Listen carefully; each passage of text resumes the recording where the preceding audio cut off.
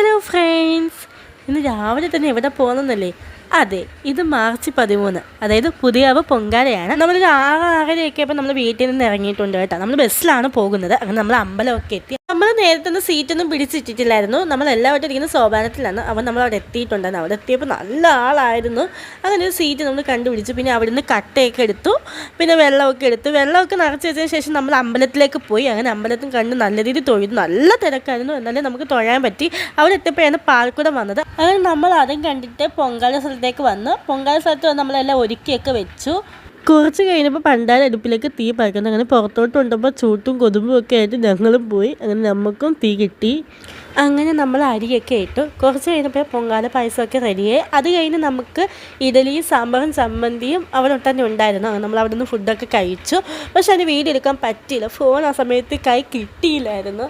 അങ്ങനെ നമ്മൾ അതൊക്കെ കഴിച്ച് കഴിഞ്ഞതിന് ശേഷം നമ്മൾ പുറത്തോട്ടൊക്കെ ഒന്ന് കറങ്ങാൻ പോയി. അവിടെ വെച്ച് ഇങ്ങനെ സംഭവം കണ്ടത് കോഴിക്കുഞ്ഞാണ്. പക്ഷെ അത് നിൽക്കുമ്പോൾ സൗണ്ടൊക്കെ നല്ല രസമുണ്ട്, ക്യൂട്ടായിരുന്നു അത് കാണാൻ വേണ്ടിയിട്ട്. അതൊന്നും ഞങ്ങൾ വാങ്ങിച്ചു.